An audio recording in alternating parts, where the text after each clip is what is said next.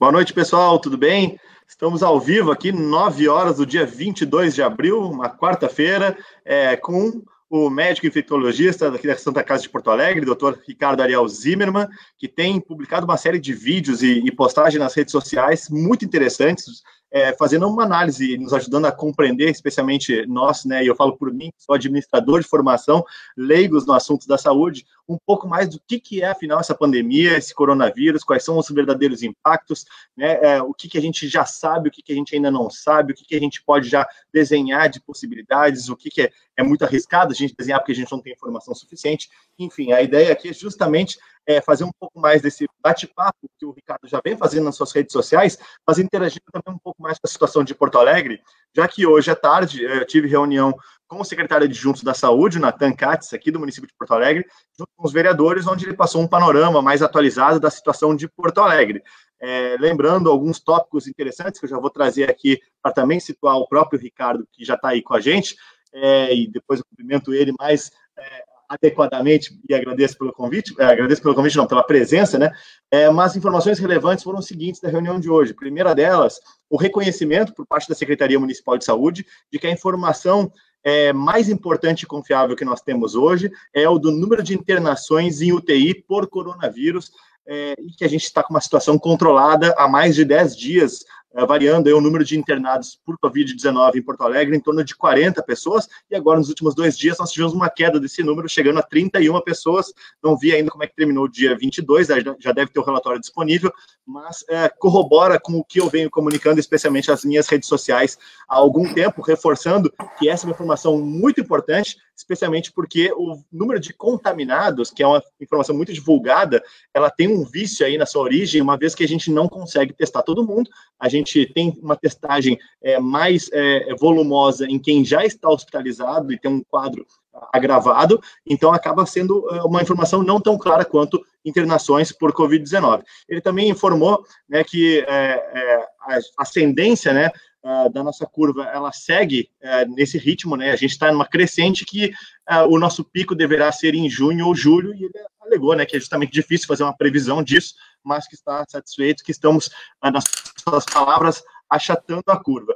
Disse também que a abertura e as flexibilizações de atividades comerciais devem começar a vir em caráter gradual, vai ser lento, até para evitar o risco de que em 15, 20 dias a gente tenha que recuar nas decisões, e confirma, né, justamente que os dados esses que eu acabei de falar, de número de internados, é uma das variáveis muito importantes para essa decisão. O Marquesan sinalizou hoje em entrevista à Rádio Gaúcha ZH, logo depois do almoço, de que a construção civil é uma das atividades econômicas que voltará a trabalhar amanhã.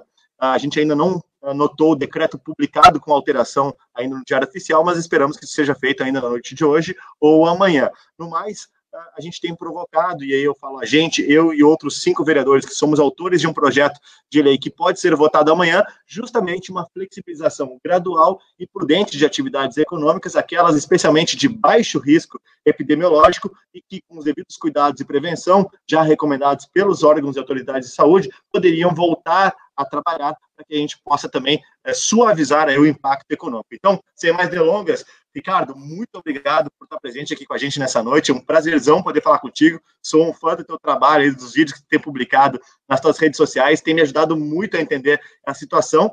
E eu começo justamente te dando espaço aí para fazer umas boas-vindas e para colocar o que tu está enxergando nesse momento com relação ao coronavírus no Brasil, e se quiser adentrar num caso mais específico do Rio Grande do Sul, já que ontem a gente teve Eduardo Leite falando um pouco sobre medidas de abertura. Boa noite.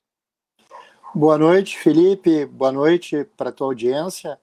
Realmente, o que vem acontecendo aqui é que a gente teve uma introdução favorecida do coronavírus no nosso verão.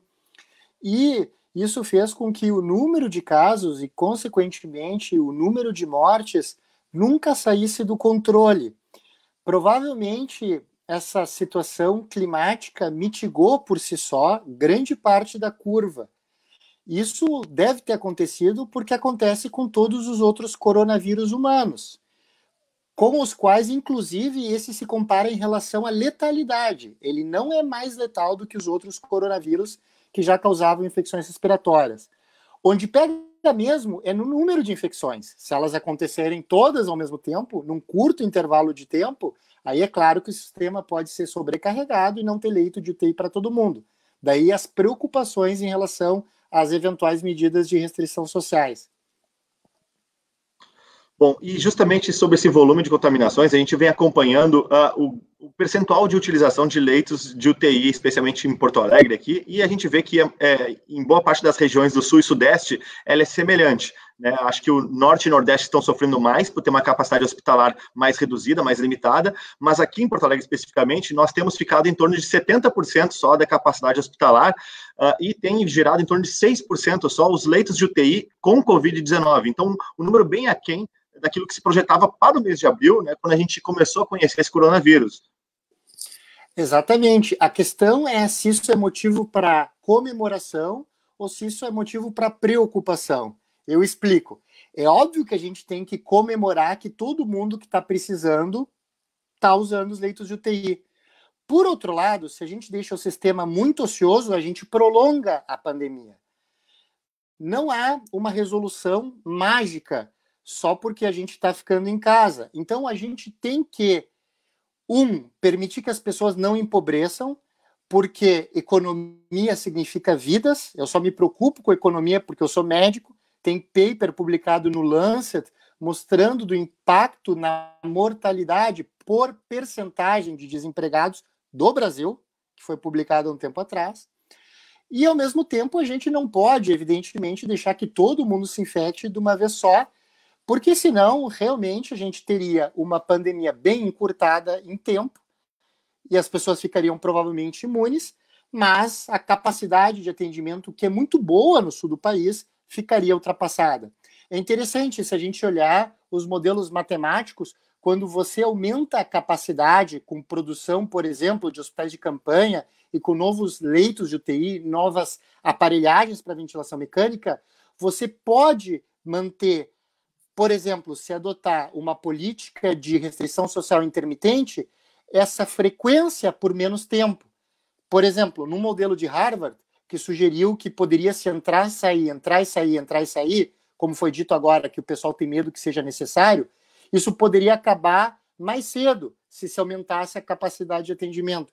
Então, aumento de capacidade de atendimento é um objetivo e a gente está bem em relação a isso. A gente tem quase 3 vezes mais leitos de UTI do que a Itália, por exemplo. Bacana. E em torno desse assunto também, sobre o uso da capacidade hospitalar, uma coisa que tem me tocado e que eu noto que muitas pessoas têm falado sobre, doutor, é justamente o uso de medicamentos e eventual benefícios que esses medicamentos podem trazer na redução de ocupação desses leitos, seja no tempo, né, que a pessoa fica sujeita ao uso do leito, seja, inclusive, não precisar do leito, porque ela consegue não entrar num quadro mais grave e, por isso, ela pode retornar para casa, né, talvez sem precisar justamente ser entubada, enfim, usar esses equipamentos mais complexos. Então, como é que tu está vendo justamente esses medicamentos? E a gente tem uma discussão muito grande que foi politizada, né? No caso da hidroxicloroquina, virou o time pró-hidroxicloroquina versus time contra hidroxicloroquina, né? Como se fosse uma droga que é de esquerda ou de direita, né? Mas, enfim, em todo caso, como é que é a tua opinião sobre isso, Ricardo? Acabaram com o Grenal, o povo deu jeito de trazer o Grenal de volta. Bem, a questão toda é a seguinte: a presença de fármacos eficazes nos ajudaria em relação à capacidade de atendimento em 2 frentes. Primeiro, na frente direta, o indivíduo, em tese, não progrediria para precisar de UTI, se a medicação fosse eficaz. E na frente indireta, como reduziria a carga viral, reduziria a transmissão. A gente tem alguns números de estudos quantitativos que sugerem que quem tem menos de 100 mil cópias de vírus por cotonetada no nariz não transmite o vírus. É por isso que, às vezes, a gente faz o exame de PCR, dá positivo, tem o genoma do vírus com mais de 7 dias, mas as recomendações de isolamento do caso cada vez diminuem mais, porque não necessariamente esse vírus está presente quantitativamente o suficiente para ter um inóculo infeccioso mínimo. De fato, ainda não se recuperou um vírus cultivável ou viável após 1 semana de sintomas. Então, assim ajudaria. Sim, e até sobre isso, assim, a gente vê que existia uma expectativa inicial que talvez o Brasil tivesse um pico epidemiológico ainda no final de abril e isso saturasse o nosso sistema de saúde. E no final das contas, as curvas, especialmente de internações e de óbitos, elas estão bem aquém daquilo que foi projetado inicialmente. Alguns dizem que é por conta dos isolamentos sociais e outros alegam que é justamente o uso, né, off-label das medicações, como a própria hidroxicloroquina, né, o remdesivir, enfim, esses outros medicamentos. Tu achas que a gente já consegue observar, de alguma medida, no Brasil, por o Brasil ter começado, a pandemia chegou aqui, né, em torno de um mês depois do que foi a Itália, que não teve ainda informação desses medicamentos, a gente está sofrendo ou, né, se beneficiando dos efeitos de tão pouco mais de conhecimento sobre esses medicamentos, que, é bom lembrar, ainda não existem estudos científicos que comprovem, mas é aquela história, né? Justamente quando você não tem uma cura, talvez faça mais sentido você tentar aquilo que já se tem alguma informação, ainda que de amigos, familiares, pessoas próximas de que pode ajudar, do que simplesmente entregar para as mãos de Deus, né? Claro, ausência de evidência não é evidência de ausência, né? Então, é lógico que as evidências de benefício não são abundantes. A gente não tem ensaios clínicos randomizados, não tem revisões sistemáticas, não tem sequer bons estudos de corte. Mas a gente tem que se posicionar com o paciente na nossa frente com o que a gente tem de melhor. Em relação ao tratamento, o que a gente tem feito num dos locais onde eu trabalho é oferecer a medicação para o paciente mediante um consentimento informado, o que respeita a autonomia do paciente. Ou seja, ele sabe quais são os potenciais benefícios e ele sabe que, eventualmente, eles podem não estar presentes. Uma coisa que eu acho que nos ajuda um pouco nessa decisão é a questão, na balança, dos potenciais efeitos colaterais. Há um ditado que diz, na verdade, é um princípio da medicina, que diz que, primeiramente, não faça o mal. A gente tem uma experiência já publicada do uso de hidroxicloroquina e de cloroquina em doenças reumatológicas, com mais de 900 mil pacientes em alguns estudos e com cardiotoxicidade baixa. Eu não estou dizendo que ela não exista ou que não possa ser potencializada com a azitromicina, e também não estou dizendo que ela não deva ser prescrita com um médico após considerações de risco-benefício. Mas as drogas não podem ser usadas, talvez, de forma sistemática, de forma irresponsável em todo mundo, sem considerar as individualidades do caso. Por outro lado, não podem ser descartadas em pacientes que eventualmente poderiam se beneficiar. Essa é uma escolha individual que cabe ao médico e ao paciente. E até eu acho que isso encara um pouco a lógica que a gente estava conversando até antes de entrar na live aqui, sobre essas escolhas lógicas, né, e sobre as contradições que são aparentes, né, e justamente a ideia do isolamento social, ela também não é uma ideia cientificamente comprovada, e mesmo assim nós adotamos massivamente mundo afora. Então, a adoção de medicamentos, ela não testados, não validados cientificamente como deveriam, ou como se está no estado da arte, da ciência de fármacos, ela também não inibe justamente esse teste, né? Ou nos coloca numa contradição lógica a gente fazer isso. É evidente. Se a gente tem um discurso que diz que não, eu só vou fazer o que está escrito, o que está comprovado por A mais B, bom, já é difícil praticar medicina, porque todo colega que pegar uma prescrição médica de seu paciente internado vai ver que grande parte ali das prescrições são para indicações off-label. Uma coisa são as indicações que estão na bula, que permitiram que a droga passasse pela regulamentação para ser comercializada. Outra coisa é a vida real, é o paciente que está na nossa frente e que não estava incluído lá no ensaio clínico. Então, o que eu não vejo, Felipe, muitas vezes o rigor que se tem, ou a má vontade, ou até a prudência, o excesso de boa vontade científica, não quero dizer que seja uma nem outra, com a questão do fechamento de escolas, fechamento do trabalho, porque isso é diferente de restrição social. A gente sabe que algum grau de restrição social ajuda. Na verdade, se a gente não tem nenhuma medicação e nenhuma vacina, a única forma da gente atuar na curva, nos modelos de suscetível, infectado e recuperado, é através do distanciamento social.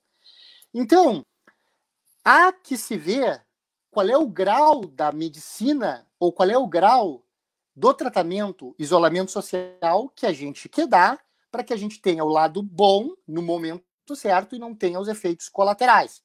Uma taxa de desemprego enorme é um efeito colateral grave que vai aumentar a mortalidade. Portanto, é uma questão de saúde pública. Por economista, para o administrador, pode ser uma questão de economia ou de administração. Para mim, é uma questão de saúde pública. Mas existem outras coisas, outras preocupações. Por exemplo, será que esses 30% de pacientes que não estão na UTI agora não vão aparecer no inverno, quando tiver 100% cheia? Porque eu posso ter 70%, posso ter 100% e não morre ninguém a mais. Mas se eu tenho 130%, vai morrer 30% a mais do que 100%, porque, na verdade, não tem como colocar esses 30% num sistema que está saturado. Então, o problema não é só a restrição social excessiva ser apenas inútil e quebrar a economia e trazer excesso de mortalidade, principalmente por câncer e doença cardiovascular, como a gente sabe dos estudos, e principalmente na população vulnerável. Mas sim empurrar, talvez, para um excesso de casos em outro momento, quando a gente perdeu a mitigação natural do verão, a sorte que a gente teve lá no início. Legal. O pessoal tem falado bastante também sobre a recontaminação, né? Justamente na Coreia do Sul, a gente teve alguns casos aí de aferições de que pessoas que supostamente teriam sido curadas, não se encontravam mais resquícios, né, do vírus, que voltaram a ter e poderiam ser aí novamente agentes transmissores, né? Como é que está enxergando isso? Olha, pessoal, não se percam nas letrinhas e nos números. Vou lá. O coronavírus humano HK1 e o coronavírus humano OC43 induzem imunidade por 40 semanas. Ou seja, eles podem recircular e recirculam. O SARS pandêmico, que foi a primeira pandemia que a gente teve no século XXI, de 2002, que é 79,5% parecido com esse vírus, causava imunidade de longo prazo. Tem gente que está até hoje com anticorpos, depois de 17 anos, e precisou de mais de 6 anos para 90% das pessoas perderem os anticorpos. Agora, será que o SARS-CoV-2 vai se comportar como um coronavírus humano ou vai se comportar como o SARS? Na minha opinião, ele vai se comportar como o SARS. Por quê? Porque já tem estudos mostrando a produção de anticorpos neutralizantes. Esses anticorpos neutralizantes, in vitro, impediram a infecção da célula. Eles são úteis. É por isso que eles podem ser usados, por exemplo, para transfusão de soro de quem se cura. E é por isso que nos abre uma esperança muito grande de vacinação, através da produção desses corpos neutralizantes. Mas por quanto tempo dura essa imunidade, a gente não sabe ainda. Agora, esses casos que aconteceram, principalmente na Coreia do Sul, provavelmente não signifiquem reinfecção. É que existe uma variabilidade na eliminação do vírus e uma sensibilidade que flutua em relação à realização do exame de PCR, que é o exame que vê o genoma do vírus. Então, muitas pessoas podem testar negativo, aí testam positivo, aí testam negativo, aí testam positivo de novo. Então, talvez essas pessoas, e a gente não sabe ainda, mas mais provavelmente, essa é a opinião da maioria dos especialistas, representem recrudescências da replicação, que a gente nem sabe se são suficientes para atingir aquele ponto de transmissibilidade, como eu falei anteriormente, e que não parecem ser suficientes para causar nova doença. A princípio, se a imunidade para esse SARS-CoV-2 durar, que nem o da SARS, a gente vai estar bem. Se durar menos tempo, provavelmente vai ser não porque os anticorpos vão cair, mas porque o vírus vai mutar e aí esses anticorpos de agora vão perder um pouquinho da afinidade de neutralização que eles têm hoje. Bacana. Para já adiantar também para o pessoal que está nos acompanhando, estou vendo várias mensagens chegando, outras perguntas também, até agradeço. Quem quiser ir deixando perguntas aqui na medida do possível, eu vou ir lendo elas aqui, para que o Dr. Ricardo possa ir nos respondendo. Nós vamos falar também aqui sobre dano pulmonar, vamos falar também sobre aberturas intercaladas de atividades, vamos falar também sobre isolamento horizontal e vertical, e vamos falar rapidinho também sobre Osmar Terra e suas declarações. Então, para a gente seguir nosso papo aqui, Ricardo, pegando o gancho nisso que tu falou sobre uma possível vacina ou mesmo no uso desses anticorpos gerados, né, o plasma de convalescentes, que é um dos tópicos que tem surgido bastante agora mais recentemente, tem sido debatido como uma possível solução para acelerar a imunidade das pessoas e conseguir aquela imunidade de rebanho que falam, né? Mas como é que tu acha, como é que tu enxerga isso? Tu acha que é uma coisa especialmente operacionalmente factível? Nós conseguiremos executar isso no curto prazo ou é uma ideia para que a gente possa pensar para daqui a 6 meses, daqui a um ano? Como é que tu enxerga isso? Então, é uma ideia que não é nova, existe para outras doenças e que é baseada na chamada imunidade passiva. Ou seja, a gente, quando tem anticorpos neutralizantes, a gente pode obter eles de duas formas. Uma, passivamente, através da infusão desses soros, por exemplo, de quem já teve, e a outra é ativamente, que é através da vacinação, quando a gente induz os nossos linfócitos B a produzirem esses anticorpos. Então a ideia é, já que a gente não tem vacina, a gente pode usar, não para prevenção nesse caso, mas para tratamento, esses anticorpos, se eles tiverem uma boa ação neutralizante. Então o desafio para fazer isso é a gente conseguir medir a atividade do sangue das pessoas para detectar as que têm anticorpos neutralizantes e têm anticorpos neutralizantes em grandes concentrações. Por que isso? Um estudo recente mostrou que 94% das pessoas produzem, depois da infecção, anticorpos neutralizantes. E que, de fato, esses anticorpos evitam a infecção de novas células in vitro. Só que 6% não produziram esses anticorpos neutralizantes e ainda assim se curaram. Porque quando o vírus nos infecta, uma coisa é a produção de anticorpos que a gente consegue medir. Mas também se desenvolve uma resposta imunológica à base de células que ela não é mensurável. Então, os anticorpos não são a única forma de nos proteger contra o vírus. Existem também as células, que são ativadas e nos protegem.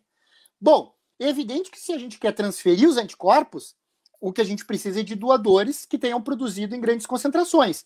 Nesse estudo, 6% não produziam e, no geral, 30% produziam em concentrações baixas. Então, não seriam boas doadoras. Então, já tem casos de transfusão com sucesso. Teve um caso que deu uma reação anafilática, mas o paciente não morreu, porque parece que o doador era uma paciente grávida e não poderia ser candidata à doação, mas isso não ficou bem claro. Então, a gente teria que ter um bom screening, um bom rastreio do doador, de preferência um rastreio imunológico, detectando aqueles que têm anticorpos neutralizantes e os têm em grande quantidade, porque é atrás disso que a gente está. E essa é um pouco da lógica, me corrija se eu estiver errado, essa é um pouco da lógica que vai fazer com que se monte o racional e a operação também dos passaportes de imunidade para que, eventualmente, pessoas curadas possam voltar a trabalhar, que também foi uma ideia ventilada pelo próprio ministro Paulo Guedes e que se falou que a Alemanha estaria estudando fazer, né? O grande problema de fazer isso é o seguinte, mesmo lugares como a Alemanha tiveram 14%, 15% de soroconversão. Então, o teste, seja o teste rápido ou o teste de laboratório, que são maravilhosos e a gente tem que fazer cada vez mais, eles ainda não conseguem, mesmo em regiões de epicentro, com grandes casos, grande número de casos, detectar exatamente todo mundo. A primeira limitação é o fenômeno da janela imunológica, que é uma limitação intrínseca a qualquer teste imunológico. Se ele detecta anticorpos, tem que dar tempo para produzir esses anticorpos. Então, a gente tem uma soroconversão com 10 a 15 dias. O segundo ponto é que esses testes, eles têm antígenos diferentes, dependendo da marca, e, portanto, eles capturam anticorpos diferentes. E a gente não sabe qual é a melhor mistura de antígenos para detectar os anticorpos. Porque nem pode ser atrás de um anticorpo muito, muito comum, porque aí qualquer coronavírus pode ter e dar reatividade cruzada e falso positivo, nem atrás de um anticorpo muito raro que só um ou outro infectado tenham. Então, ainda está em evolução, em validação os testes sorológicos. Se você pegar uma bula de um teste rápido, Felipe, você vai ver que tem uns 200, 300 pacientes com Covid, uns 200, 300 pacientes sem Covid, e ele foi validado com base nesse N pequeno. Um teste sorológico para HIV, por exemplo, ele foi validado com milhares e milhares de pacientes. Então, as acurácias não são necessariamente as mesmas. Eu não estou dizendo que não tem que fazer. Tem que fazer, mas como um proxy, como um surrogate, como um marcador substituto de exposição, conhecendo todas essas limitações. Na Califórnia deu agora 3 a 4%. Na Alemanha não passou de 15% a soroprevalência. Em alguns lugares da China, 4%. No Rio Grande do Sul, 0,05%.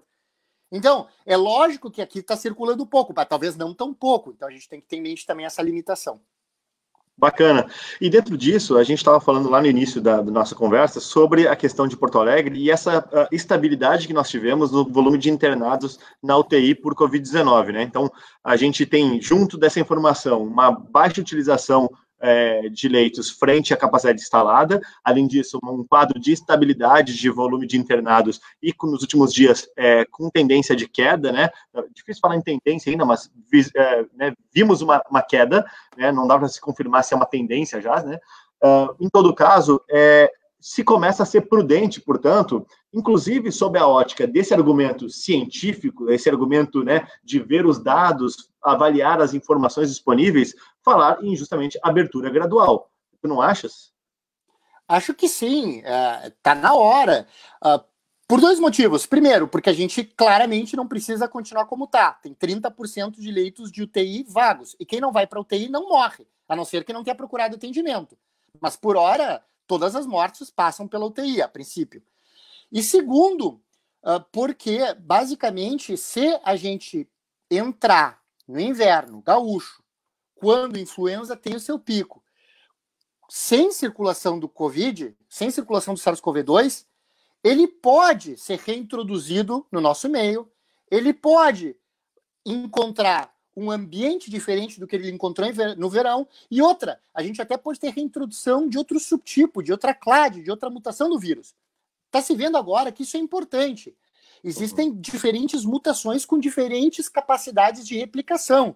Tem uma publicação recente que mostrou que de 11 cepas, a capacidade de replicação entre a que menos se replicava e a que mais se replicava variava em 270 vezes. Isso tinha repercussões na célula, ela era mais lesiva à célula.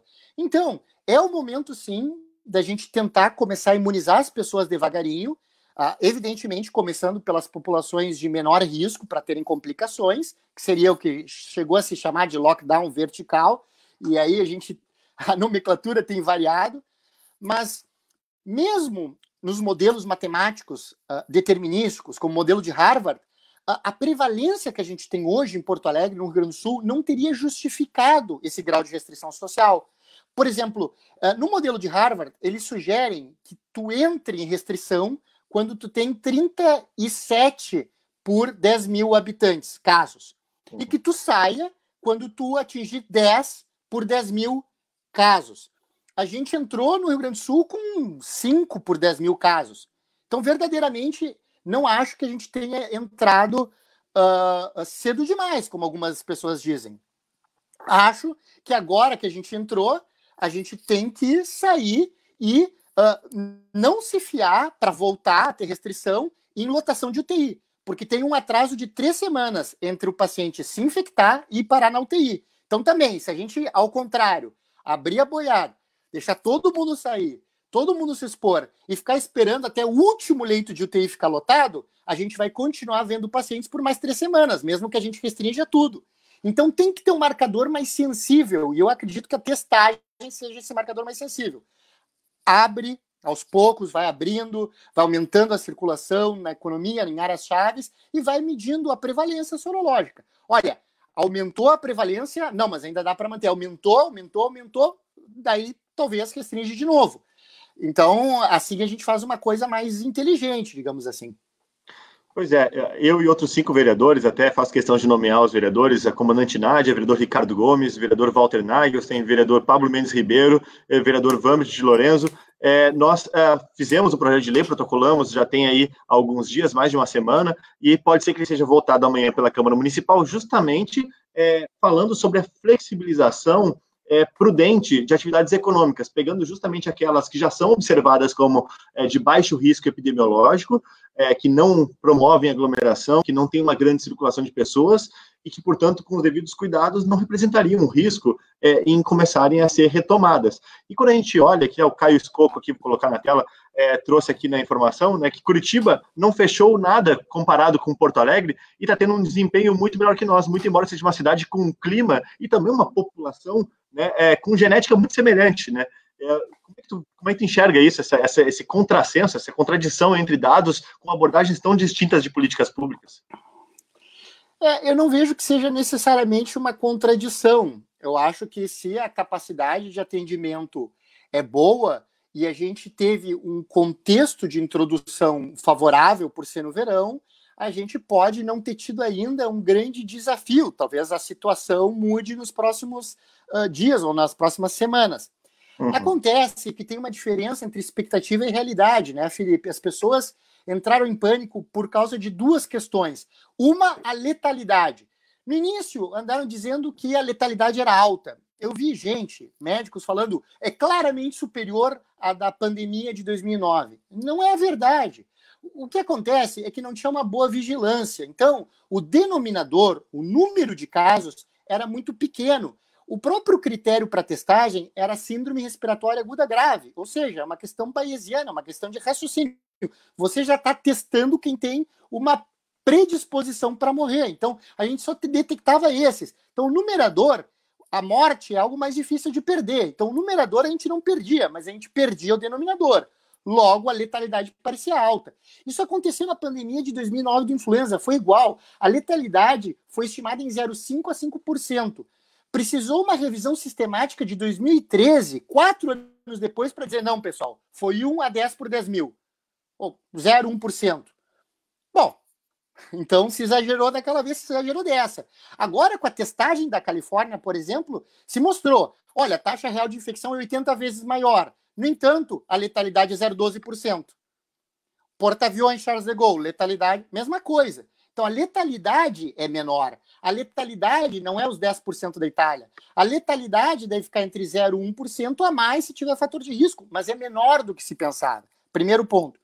Segundo ponto, a questão da disseminação e da mortalidade.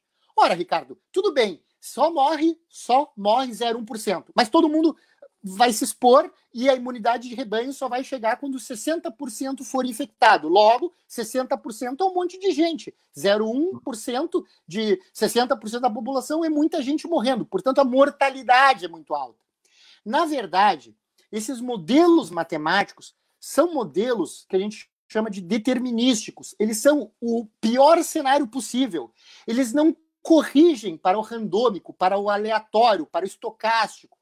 Eles foram feitos para serem aplicados em climas temperados, e os próprios autores disseram isso, no modelo de Harvard, no modelo de Oxford.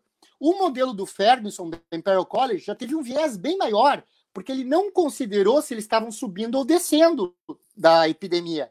E ele achou que muito mais gente estava suscetível. Depois ele foi refutado por Oxford, que disse, olha, quando a Inglaterra entrou em lockdown, até 68% das pessoas já tinham sido expostas. Aí eles só tiveram um prejuízo econômico e não tiveram um lado bom, entre aspas, da restrição social. Então tudo isso tem que ser considerado, a diferença entre realidade e expectativa. As pessoas estavam preparadas, e talvez por isso tenham aceitado abrir mão da sua liberdade e tudo isso, estavam preparadas para um monte de gente se infectar, até 60%, por algo extremamente letal. É bem menos letal do que se pensava, e os modelos não foram validados para o nosso meio, para nossas características, para a nossa população. Então, a diferença entre a expectativa e a realidade. Agora, também, vamos ver o que vai acontecer nas próximas semanas. É muito provável que aumente o número de casos com a testagem mais extensa, com a abertura do comércio.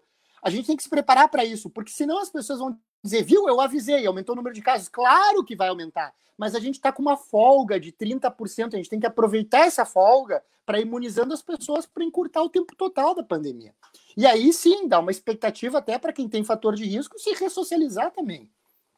Bacana. Eu até tenho comentado que justamente essa folga que nós estamos observando agora, ela não deixa de ser uma ineficiência de alocação de recursos, porque você tem aquele recurso disponível, você não está fazendo uso, você poderia estar acelerando o processo, né, de ganhar justamente um rebanho já imune, e que você está retardando, né?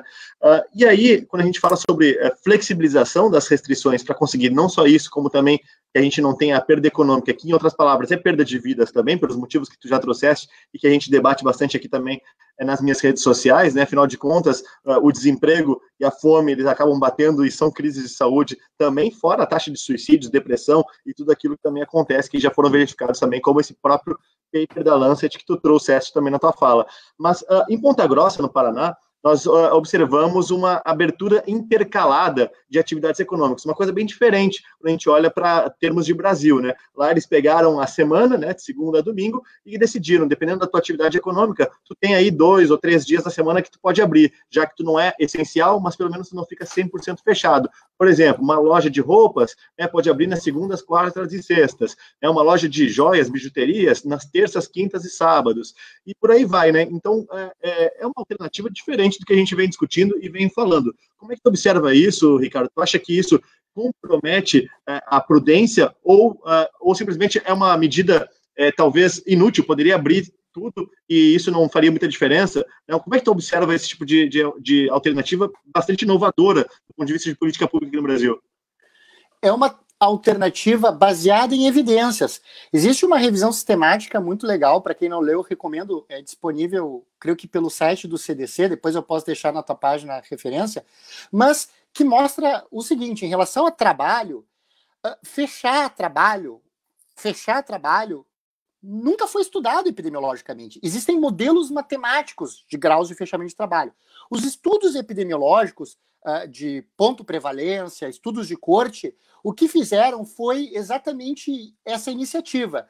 Ou manter o salário do indivíduo que estava com sintomas de resfriado ou sintomas de gripe, ou manter ele em casa se algum familiar estava doente, ou reduzir em 10%, ou reduzir um pouquinho a capacidade ali, um pouquinho a colar, ou, por exemplo, diminuir o grupo de pessoas trabalhando na mesma sala e fazer grupos menores, mais vigilância de temperatura, medidas de controle de infecção. Enfim, entre fechar tudo e deixar todo mundo sair ao mesmo tempo, existem meio dos espaços para a gente poder ver o que acontece e parece um caminho prudente. Eu, pessoalmente, achei a iniciativa muito legal. Eu gostaria de ver outras iniciativas assim sendo replicadas, e parece que isso vai acontecer no nosso estado, talvez no futuro breve. Eu espero que seja breve, porque realmente a gente não pode pagar o preço desses 30% vazios. Parece que a gente está torcendo para que esses 30% fiquem cheios, mas na verdade não é isso. É o que tu falaste, são pessoas que eventualmente vão precisar no momento em que não tiver.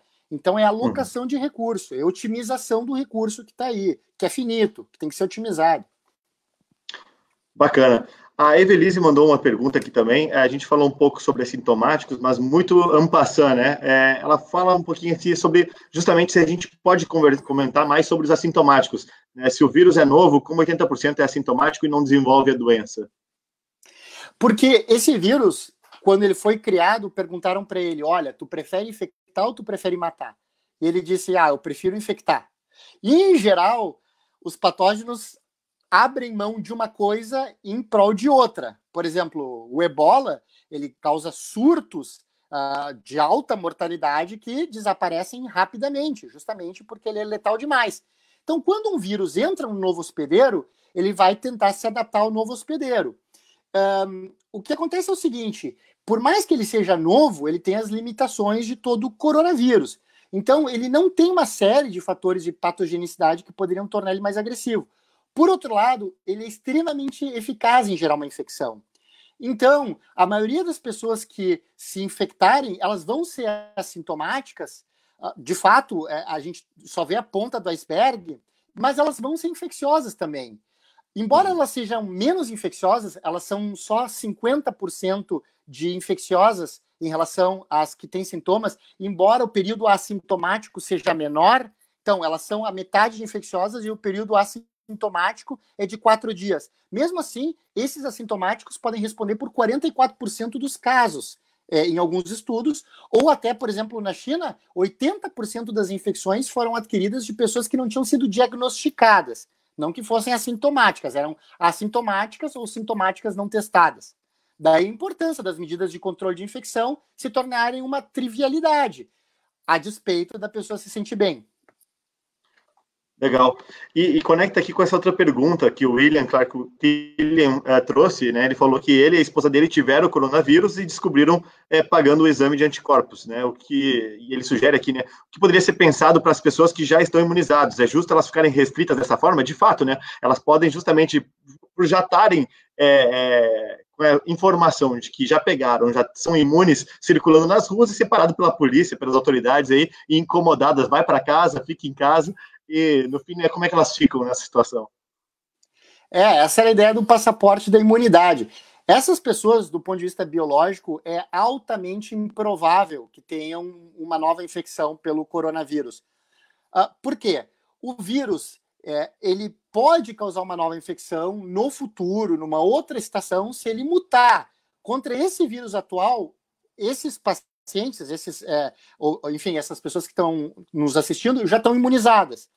Agora, por que esse vírus pegou tanta gente assim? Porque ele é muito novo. Quando eu digo muito novo, ele é um coronavírus, mas ele é resultado, provavelmente, isso que os dados apontam, não se sabe com certeza, ele é resultado de 9 recombinações entre 6 coronavírus diferentes. 2 de SARS, 1 de MERS e mais 3 coronavírus de morcego. Então, quando uma célula foi infectada por mais de um coronavírus, ele pode trocar pedaços do genoma durante a replicação e gerar um vírus bem diferente. É isso que causa os vírus pandêmicos. Já essas mutaçõezinhas menores, pontuais, é que fazem com que tenha o risco da sazonalização e de uma nova infecção no futuro. Como já vai ter algum grau de proteção com anticorpos, as outras estações sempre são mais brandas em relação à estação pandêmica. Não, e é bacana tu comentar sobre isso também, sobre essas mutações, e olha o tanto de mutações que tivemos e como isso vai se desdobrando, né? Eu fico pensando, fazer uma analogia simplista aqui, Ricardo, eu queria que tu comentasse rapidamente sobre, mas a comunidade médica, científica global está constantemente lutando, brigando, estudando sobre justamente ter soluções para a influenza, né, para esses vírus que são cada vez mais novidades, muitas vezes chegam com diferentes mutações, como tu mesmo comentaste, né, e torna mais difícil o trabalho, e a China segue lá fazendo essas misturas, né, com seus hábitos, né, especialmente alimentares, ao que tudo indica, né, não vou deixar de lado a questão do debate se foi laboratório ou se foi dentro do mercado, mas vamos partir aqui para a nossa discussão, né, que é da premissa de que foi no mercado. Para mim, me parece que é como se a gente estivesse tentando adestrar aquele cachorro, assim, né? Sabe, o cachorro que tem o apetite para ser voraz, está tentando adestrar, está ganhando a confiança do bicho, e tem alguém ali atrás atiçando, né? Pô, a China é o cara que está atiçando, o grande boicotador da ciência médica, dados seus hábitos que, obviamente, a Organização Mundial de Saúde não tem, pelo menos, sinalizado querendo enfrentar, ou querer, pelo menos, com alguma força maior, indicar recomendações para que se reduzam esses tipos de riscos de mutações? Então, isso é interessante. Para esse SARS-CoV-2, as opções de surgimento deveriam passar por uma grande quantidade de reservatório animal infectável. Para surgirem 9 recombinações por 6 vírus, tem que ter uma replicação muito intensa. Então, ou existe um reservatório animal enorme, com os mesmos receptores que tem nas nossas células, para criar um vírus que possa nos infectar, ou aconteceu de alguma outra forma. O interessante é que, em geral, os vírus na China, o SARS, ele surgiu em Guangdong, tem outra localização. Os vírus influenza, eles também estão associados com intenso contato animal, mas o H5N1, o H7N9, são vírus que eles não se humanizaram. Graças a Deus, por sorte, a letalidade chegava a 40%. Então, havia um surto local, com claro contato com aves, com animais, mas a transmissão interpessoal era baixa e limitada. Mas ali tem um caldeirão de vírus, tanto influenza quanto coronavírus. E olha, a grande questão não é onde o vírus surgiu, sabe, Felipe? A grande questão é onde ele se adaptou. Por quê? Se ele surgiu nos morcegos por esses entrecruzamentos, passou para o humano, era pouco infeccioso, um humano passou para outro, passou para outro, passou para outro, até que ele se entrecruzou de novo e ganhou essa capacidade de infectar, é uma coisa. Acaba essa pandemia, não tem reservatório animal. Beleza, acabou o vírus porque não tem reservatório animal. Que nem o HIV. O HIV, em tese, é curável, porque não tem reservatório animal. Mas, se essa recombinação, se as 9 que foram necessárias para criar esse vírus bem infeccioso aconteceram e evoluíram nos animais e já vieram prontos para o ser humano, então o caldeirão já ficou nos morcegos lá, já foram feitas as misturas. E essa pode ser a primeira de algumas pandemias que a gente pode ter. Por isso que a gente tem que reagir tão adequadamente. Será que a gente pode ser tão reativo ou, ao contrário, ser tão antecipador? Sempre que for acontecer uma coisa dessas, a gente tem que saber que tem que deixar o melhor mundo possível para depois dessa pandemia. Afinal, a gente vai ter outras depois para enfrentar também. Maravilha. E, bom, para a gente ir encaminhando para o final aqui, fazer mais essa pergunta, depois eu encaminho para o fechamento, a gente ainda vai falar sobre o Osmar Terra, mas a Ana Cristina Menzen Bruckner, espero que tenha falado certo o teu nome, Ana, manda aqui, né? As escolas seriam as últimas a retornar, e esse é um grande debate também, e eu já tenho recebido várias mensagens de pessoas preocupadas. Ok, a gente começa a flexibilizar as atividades econômicas, mas se as escolas não voltarem, onde é que eu vou deixar meus filhos para poder voltar a trabalhar? E especialmente as pessoas mais pobres, que dependem da creche, né, ou da escola, especialmente de ensino público, como é que elas vão fazer, né? A diarista, o profissional liberal, o autônomo, como é que eles vão fazer? Olha, Felipe, quem me acompanha desde o início dessa pandemia conhece a minha posição. Eu acho que esse foi um dos equívocos que se fez alopradamente. Escola, na minha visão, deveria ter sido a última coisa a fechar. Porque a gente já sabia que as crianças, graças a Deus, elas não ficam doentes ou ficam muito pouco doentes. Esse coronavírus detesta a criança. Ele não gosta de criança. Precisou ter mais de 1 milhão de casos para... Então, ele odeia, as crianças estão seguras. Felizmente, uma boa notícia. Então, se a gente considerar, olha, eu vou fazer um chute aqui, tu me corrige, qualquer um me corrija, por favor, não quero disseminar fake news, tá? Vou fazer um exercício de matemática. Se tu considerar que uns 30% do Rio Grande do Sul vai estar em idade ou pré-escola, ou universidade, pensa só, se a gente tivesse deixado essas pessoas no seu ambiente escolar ou pré-escolar, a gente talvez poderia ter encaminhado aquela imunidade de rebanho para eles, parado em 50%. Estou dando um chute. Isso representaria 15% ao invés de 0,05% de pessoas já imunes. Olha que maravilha. Às custas de quê? Às custas de nada. Porque é muito improvável que essas pessoas ficassem doentes. E se ficassem, iriam ficar depois. Então, acho que se perdeu uma oportunidade aqui. Eu não teria fechado. As evidências de fechar colégio que existem, e são evidências positivas, não vou esconder isso, funciona, mas são evidências para influenza. E a gripe pega, sim, criança. A gripe pega extremos de idade, pega velhinho, pega criança pequena. Então são outros vírus. A gente sabia que era inofensivo para as crianças. Por que a gente não deixou as crianças no colégio? Porque, mas pode passar para o avô em casa. Sim, mas a gente, o que fez em alternativa? A gente acabou com a perspectiva do avô ver a criança. Por quê? Quando é que o avô vai sair agora? Então, na verdade, se essa criança já tivesse infectado e a família fizesse o teste e desse soro positiva, ela já poderia ver o avô. Então teria data para começar e data para acabar o afastamento dos avós. Poderia não só ver os avós, como ajudaria a fazer compras para eles no mercadinho da esquina, né? É lógico. Então, pessoalmente, eu acho que a escola e a universidade não tinha que ter fechado. Então, não tem nem como responder essa pergunta. Eu não teria sequer fechado. Eu acho que isso foi um erro. E eu digo porque digo a minha opinião. Acho que foi errado. Uhum. Maravilha. Estamos aqui, então, encaminhando já para praticamente o final da nossa conversa com o Dr. Ricardo Zimmermann, que é médico infectologista lá da Santa Casa, Hospital de Santa Casa aqui de Porto Alegre, ele que vem falando já há algum tempo nas suas redes sociais sobre o assunto do Covid-19 e o Brasil. E, Ricardo, te agradecer mais uma vez por estar cedendo teu tempo aí nessa noite de quarta-feira, muito bacana estar conversando contigo, acho que muitas informações super úteis para as pessoas aqui, e para a gente fechar nosso papo, né, mais uma vez reforçando o agradecimento aí por estar com a gente, Osmar Terra, afinal de contas, tem razão? Porque essa é uma pergunta que também chega muito, e a gente tem feito bastante debate técnico sobre o assunto, e muita gente que pergunta sobre Osmar Terra quer justamente saber se, afinal de contas, tecnicamente, ele está correto ou está incorreto? Olha, eu vou aproveitar essa pergunta para fazer um comentário sobre a anterior. Em relação a onde eu trabalho, eu digo que eu falo em meu nome, então eu não represento nenhuma instituição e eu não tenho nenhum conflito de interesse, nem da instituição, nem... Já ajudei a Anvisa, já ajudei a Organização Mundial da Saúde, já ajudei o Ministério da Saúde, a Organização Pan-Americana, nos diversos governos, Lula, Dilma.